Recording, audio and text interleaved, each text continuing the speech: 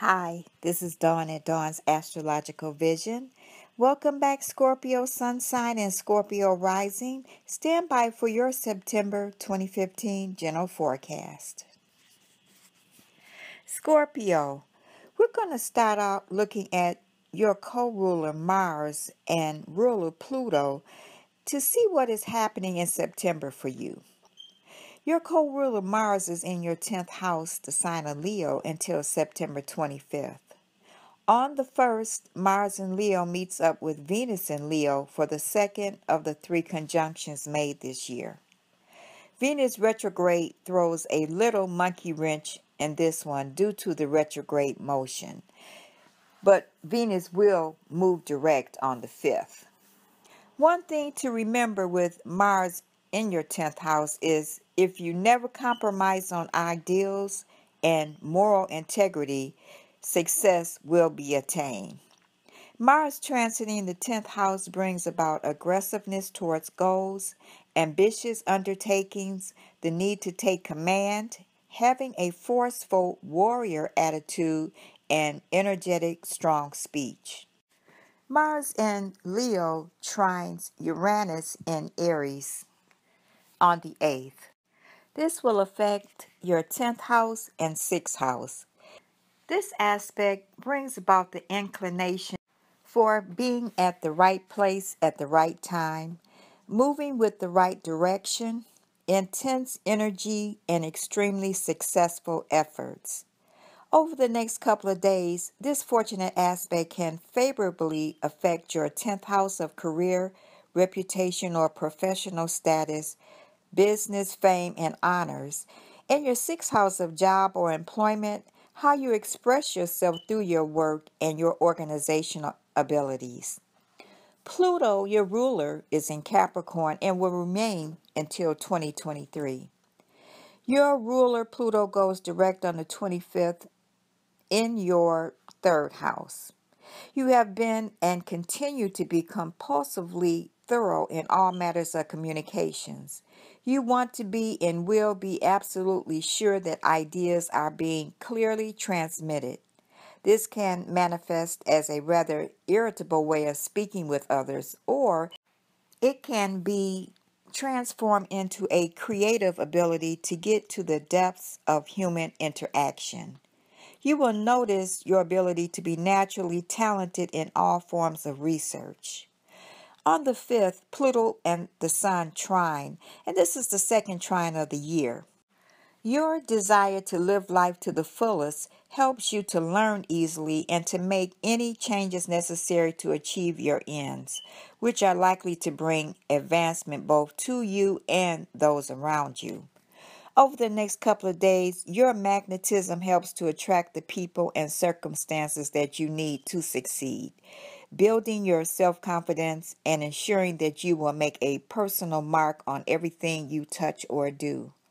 Your desire is to make an impression through your profession, which should benefit from your strong leadership abilities. You can become a bridge builder, unifying others in an effort to make substantial changes in your or their environment. This should not only involve your 11th house of hopes and wishes, groups you belong to, and friends, but also your 3rd house matters such as your siblings, short trips, your communication-related activities, speech making, writing, printing, involvements with newspapers, media, or human interaction. The Sun is in your 11th house until the 23rd. This house expresses your sharing, generosities, friends, hopes and wishes, principles, codes, and laws. The 11th house has Aquarius overtones. You should be getting along casually with all sorts of people. Friendships are important now. These friendships could involve dynamic and important people. On the 25th, Saturn squares up with Mars, which has moved into Virgo. A meeting between Mars and Saturn can produce many contrary feelings, but they focus on issues pertaining to polarities such as passive-aggressive, love and hate, anger and depression, and starting something new or staying exactly the same. It is a potential for burnout, but only if the aspect lasts a long period.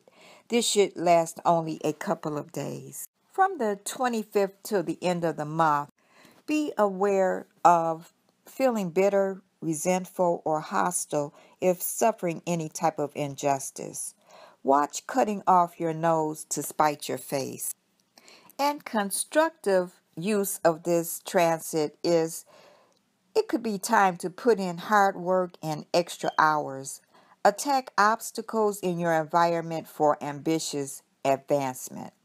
Mars being in Virgo will put an emphasis on your 11th house, and Saturn places an emphasis on your second house. Saturn moved into Sagittarius on the 17th and will remain until 2018. Saturn entered the second house, and the period of being concerned about your own identity phases out, and there is often a marked sense of relief as well as a stronger feeling that you now have to get down to work in order to be productive. You will have a strong urge to structure your financial situation and to put some hard work into setting up or furthering some means of income, savings, investment, or livelihood. You could begin to build a new business from scratch, to engage in some kind of apprenticeship, or to acquire some type of practical training which will eventually enable you to make more money. This is a period for laying the groundwork for your security and stability in the material world. This can be a time that financial necessities are made more real to you, and some practical lessons about survival are driven home through the pressures of necessity. On the 13th, there is a partial solar eclipse. It is part of a family of eclipses that are considered to be highly stressful. Because eclipse is also in Virgo, the sign that rules over work and health, this is a time to avoid stress and surgery, if possible. Make your plans now to start something new, but wait until next week to put them into action. This solar eclipse is not visible in the United States. Scorpio, this eclipse is highlighting your 11th house. This is aspecting your house of friends, and members of your community may come to your assistance to help you advance your career. You may be looking at contributing to social causes or the community in some way, as well as the opportunity for expanding your circle of friends and colleagues. Mercury goes retrograde on the 17th, and this is the third and final retrograde of the year. Mercury is in your 12th house, Scorpio. Secret communications, psychological insights into the subconscious, and private studies or secret organizations are all highlighted until November 1st. Mercury retrogrades from the 17th until October 9th. The positive aspect of the Mercury retrograde is to make use of research, go over details repeatedly until proper or right conclusion or results are reached. This is also a good time for going over old bills and projects. On the negative side, there could be misunderstandings and delays in writing, communications, and messages. This is not the time to sign contracts, purchase electronic devices including TVs, computers, and telephones. If possible, wait until after October 9th.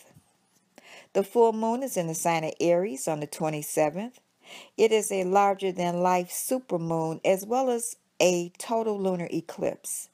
This eclipse will be visible over Europe, the Middle East, Africa, and parts of the eastern United States, and will have the strongest effect on one-to-one relationships or those with a birthday on that same day. This is not the best week to schedule an important event. This eclipse is in your 6th house, Scorpio, And you could be giving your health more attention by cleaning up your act. Any health issues that need to be addressed may take up your time during this eclipse. In your home, you may have to deal with the health or care of smaller domesticated animals. Scorpio, your lucky days of the month are the 4th, 5th, 14th, 15th, 23rd, and 24th. This completes your September 2015 forecast. Scorpio, thank you for returning, liking, and subscribing. I hope you enjoyed your forecast, and I'll talk to you next month. Have a wonderful month, Scorpio. Bye.